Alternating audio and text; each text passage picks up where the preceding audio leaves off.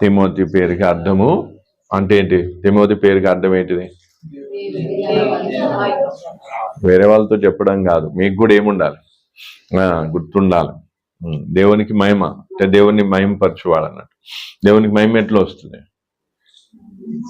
మనం ఫలించినప్పుడు అన్న సత్క్రియలు ఏవైతున్నాయో ఫలించినప్పుడు దేవునికి ఏమొస్తుంది? మహిమ ఘనత అనేది వస్తుంది. కాబట్టి దేవునికి మహిమ ఘనత రావాలంటే మనం ఏం కావాలి? ఫలించాలి. ఫలించాలంటే ఏం చేయాలి? మన హృదయం దున్నబడాలి. హృదయంలో ఒకవేళ మనం నేల పక్కన పడిన హృదయంగా, లేకపోతే రాతి నేలగా, లేకపోతే ముళ్ళ కంచ, ఇవన్నీ ఉంటే ఏం కాదు, మనం ఫలించు, దున్నబడటం కాదు, ఫలించు, నిష్ఫలంగా ఉంటాం. నిష్ఫలంగా ఉంటే ఏమైతుంది? ఫలం రాదు. ఫలం రాకపోతే దేవునికి మహిమ రాదు. దేవునికి మహిమ రాకపోతే ఏమవుతుంది? దేవునికి అవమానం కలుగుతుంది. అందుకే దేవునికి మహిమ ఘనత రావాలంటే మనం ఏం చేయాలి? ఫలించాలి. ఫలించాలంటే ఏం చేయాలి? హృదయం దున్నబడాలి. కాబట్టి నీ హృదయం అంటే నీ అంతరంగం ఏంటో నీకు తెలుసా తెలియదా? నువ్వేమై ఉన్నావు నీకు తెలుసు. నీ ఆలోచనలు ఏందో నీకు తెలుసు. నీ ఆ ప్రవర్తన ఏందో నీకు తెలుసు. నీ అంతరంగం నీకు తెలిసినప్పుడు నువ్వేం చేయాలి? అవును, నా హృదయంలో ఇది ఉంది, నా హృదయం ఇట్లుంది, నా హృదయం ఇట్లుంది, నా హృదయం ఇట్లుంది అని నువ్వేం చేయాలి? దేవుని ఎదుట ప్రాధేయపడాలి. ప్రభు, నాలో ధనాపేక్ష ఉంది అయ్యా, నాలో ఏముంది? ఐహిక విచారం ఉంది అయ్యా, నాలో హృదయ కాఠిన్యం ఉంది, నాలో అవిధేయత ఉంది. అవి ఏవైతున్నాయో అవి చెప్పి దేవుని ఎదుట ప్రార్థన చేయాలి. ఇప్పుడు అట్లా ప్రార్థన చేసినప్పుడు దేవుడు ఏం చేస్తాడు?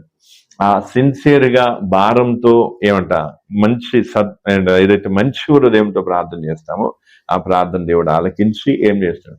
మనలో కార్యం జరిగిస్తాడు. కాబట్టి అందుకే మరి ఏం చేయాలి?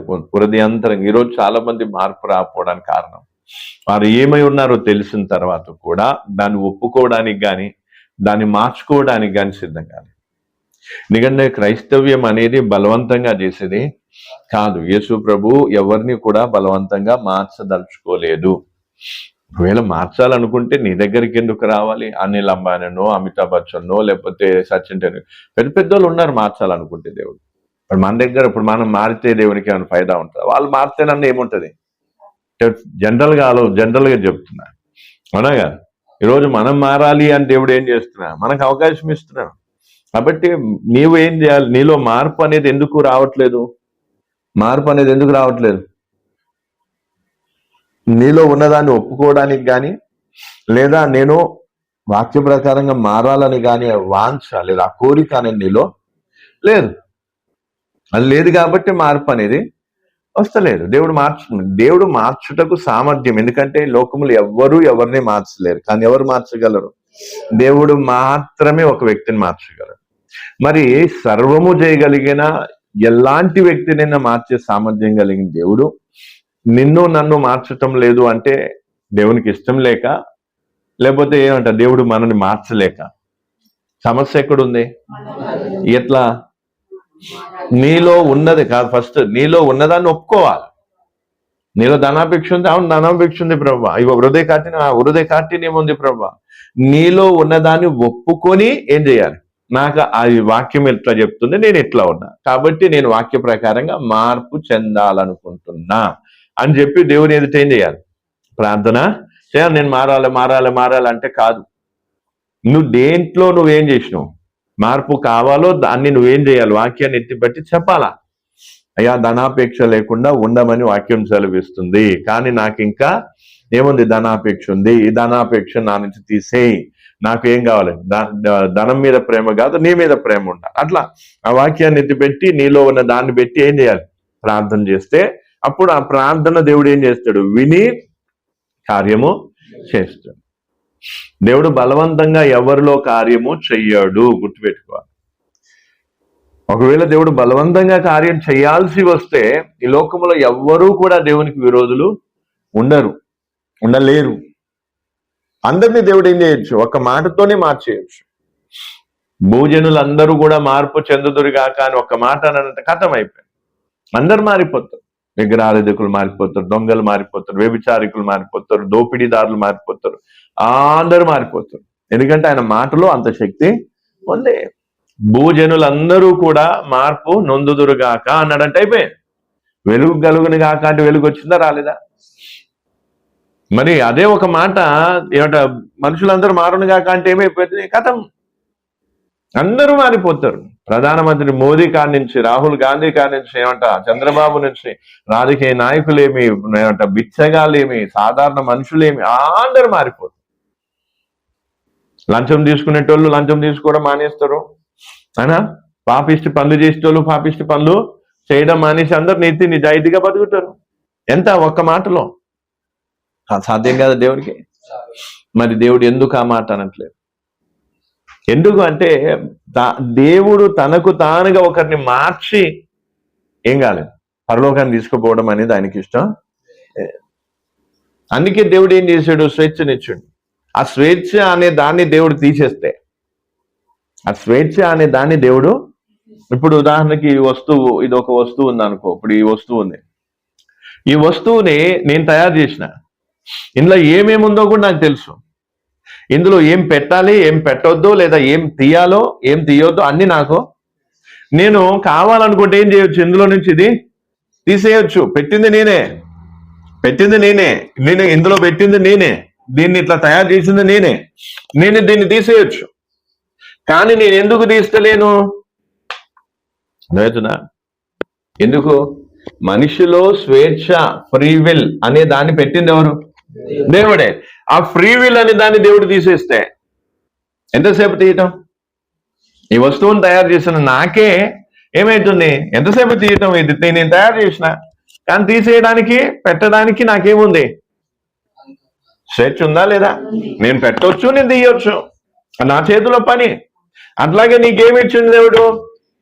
స్వేచ్ఛనిచ్చిండు, ఫ్రీ విల్ ఇచ్చిండు. ఇప్పుడు ఈ ఫ్రీ విల్ అనే దాన్ని నువ్వేం చేయాలి? నీలో నుంచి దేవుడు తీసేయడానికి ఎంతసేపు? అంటే మంచి ఏంటో చెడేంటో ఎన్నుకునే అవకాశం లేదు ఇంకా. దేవుడు ఏది పెడితే, అందుకే ఇప్పుడు ఏమంటాం, మనుషులకు బదులు ఏమవుతుంది? రోబోలు ఏమవుతున్నాయి? రోబోలు అమ్ముడు పోతున్నాయి ఇప్పుడు మార్కెట్లో. ఇప్పుడు ఫోన్లే కాకుండా ఇప్పుడు అమెజాన్లో కానీ మిగతా పెద్ద పెద్ద షాపింగ్ మాల్స్లో ఏమి రోబో అంటే ఏంటిది? అది మనిషి ఆకారంలోనే ఉంటుంది. దానికి ఏం కావాలి, ఏమేం చేయాలి అన్ని మనం ఫీడింగ్ ఇస్తే అది రోజంతా ఏం చేస్తుంది? పని చేస్తుంది. వంట చేసేటివి కూడా ఉన్నాయి అనా. తర్వాత ఏదో బయట నిలబడి దానికి అలసట ఉండదు, ఛార్జింగ్ ఒకటి పెట్టుకోవాలి. ఇంకోటి ఏంటంటే వీళ్ళు పెట్టాల్సిన అవసరం లేదు, దానికి ఛార్జింగ్ తగ్గింది దానికి అదే పోయి ఛార్జింగ్ పెట్టుకుంటుంది. ఇప్పుడు ఈ జమానా రానున్న దినాల్లో ఇంకా రోబోలు ఏమైతాయి? రోబో డాగులు వచ్చినాయి, టాయ్లు వచ్చినాయి, రకరకాలుగా. అంటే అర్థం ఏంటిది? దానికి స్వేచ్ఛ. యజమానుడు ఏది చెబితే, దాన్ని కొన్నవాడు ఏది చెప్తే అది చేయాలి. మరి అట్లనే దేవుడు ఏం చేయొచ్చు? మనలో నుంచి స్వేచ్ఛ, ఫ్రీ విల్ అనేది ఏదైతే ఉందో ఫ్రీ విల్, ఇప్పుడు ఇది ఫ్రీ విల్ అనుకో, ఈ ఫ్రీ విల్ తీసేసింది అనుకో, నువ్వేమైపోయినావు? నేనేమైపోతావు? రోబో. దేవుడు ఏది చెప్తే అదే చేయాలి. అప్పుడు చూడు వాక్యం ఎట్లా నెరవేరుస్తావు. వాక్యాన్ని తూచా తప్పకుండా చేస్తావు. ఎందుకంటే నీకు ఇంకా వేరే స్వేచ్ఛ, వేరేది ఎన్నుకోవడానికి అవకాశమే లేదు. అందుకే దేవుడు ఏం చేసిండు? లేదు వీళ్ళకి నేను అట్లా చేస్తే కాదు. అందుకే ఏం చేసిండు దేవుడు? అందుకే తలరాత అనే పదాన్ని మనం ఎందుకు నమ్మం? ఒకవేళ తలరాత అనే పదాన్ని నమ్మినామంటే దేవుడు మనకు స్వేచ్ఛనియనట్టు. మన నుసట మీద ఎటువంటి రాతను దేవుడు రాయలేదు. అందుకే వాక్యం వారి క్రియల చొప్పున వారికి ప్రతిఫలము. ఆ మాట ఎందుకు అన్నాడు? ఎందుకంటే నువ్వు చేసిన క్రియకు నువ్వే బాధ్యునివి. ఒకవేళ తలరాత రాసుంటే కొంతమంది ఏమంటారు, నా తలరాత తింటే, లేదా నాకు దేవుడు తలరాత తింటే రాసిండు, ఇట్లా అట్లా ఏవేవో ఏమంటా పనికి మాటలు అంటూ ఉంటారు. అంటే అర్థం ఏంటిది? వీరికి ఇంకా అన్యుల నమ్మకం.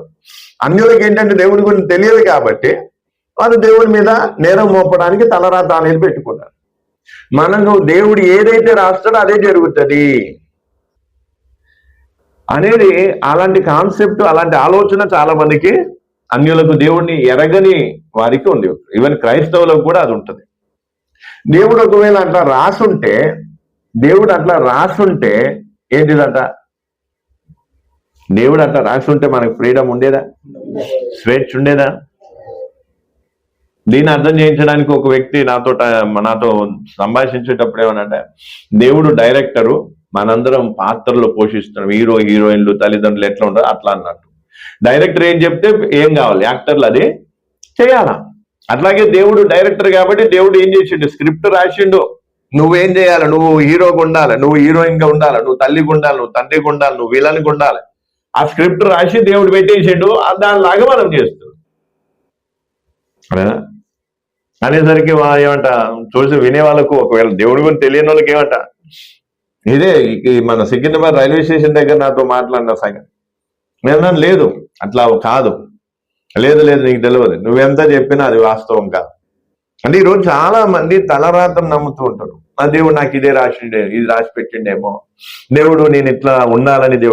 దేవుని చిత్తం అనేది ఎట్లా వచ్చింది, అదే దేవుని చిత్తం అనేది ఎట్లా వచ్చింది, వాక్యంలో ఏముంది, దేవుని చిత్తాన్ని ఎరిగి దాన్ని మనం నెరవేర్చాలి. అంటే అర్థమైంది, ఒకవేళ దేవుడు తలరాతలాగా రాసే ఉంటే, దేవుని చిత్తాన్ని మనలో ఇన్బిల్ట్ గా పెట్టుంటే, మనకు ఫ్రీ విల్ అనేది లేకపోయి ఉంటే దేవుని చిత్తంను నెరవేర్చాల్సిన అవసరమే. అప్పుడు మనం ఏం చేసినా దేవుని చిత్తమే అవుతుంది కదా అనా.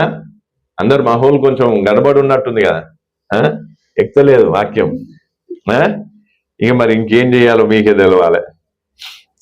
ఎందుకంటే దేవుడు కొన్ని సార్లు మనకేం చేస్తాడు, దగ్గర కూర్చోబెట్టి, అంటే దగ్గరనే ఉండి వాక్యం చెప్తే దాని విలువ తెలియదు, కొంచెం నలగాలి.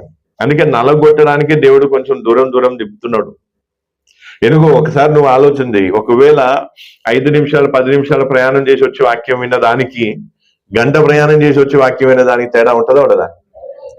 ఎందుకంటే కష్టపడి వచ్చినాం కాబట్టి రుచి ఏంటో తెలుస్తుంది. అదే 5 నిమిషాలు 10 నిమిషాలు అయితే అది లైట్ గా తీసుకుంటాం.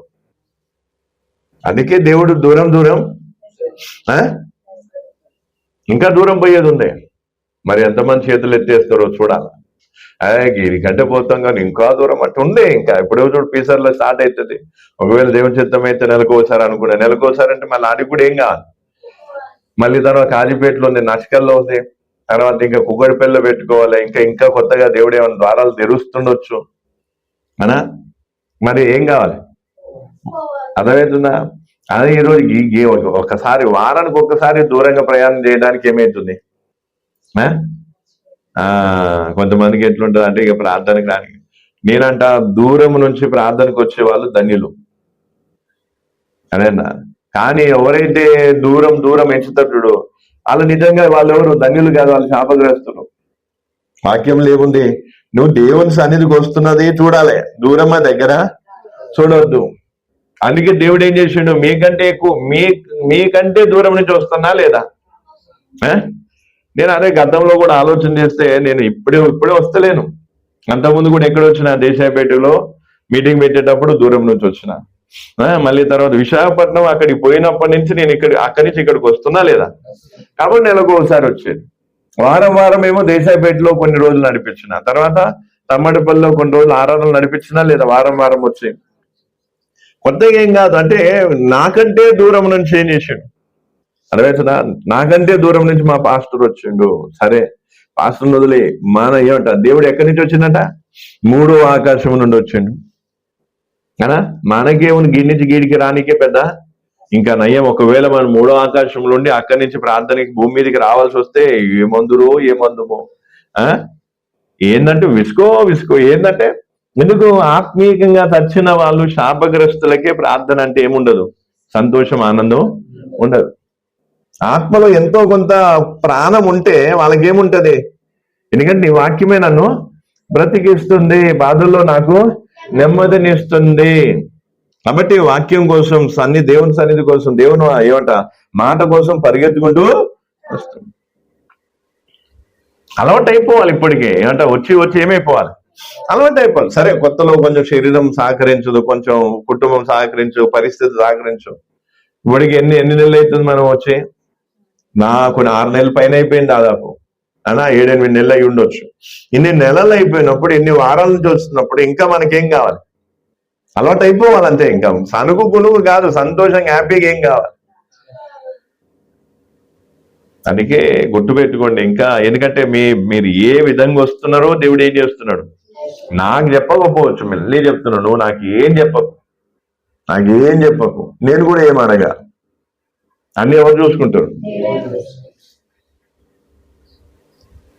అన్నా నువ్వు రావాలా వద్దా, నేను రానియాలా వద్దా అనే నిర్ణయం ఎవరు తీసుకుంటారు? దేవుడే తీసుకుంటారు. నీ చేతిలో ఉండదు. ఇంకా ఇప్పుడు నీకు స్వేచ్ఛ ఉంది. మంచిగా రా, మంచిగా వచ్చి వాక్యం విను, సావాసం చేయి, జీవితం మార్చుకో, నీ కుటుంబాన్ని మార్చుకో అని ఇప్పుడు నీకు దేవుడు ఫ్రీడమ్ ఇస్తున్నాడు, టైం ఇస్తున్నాడు.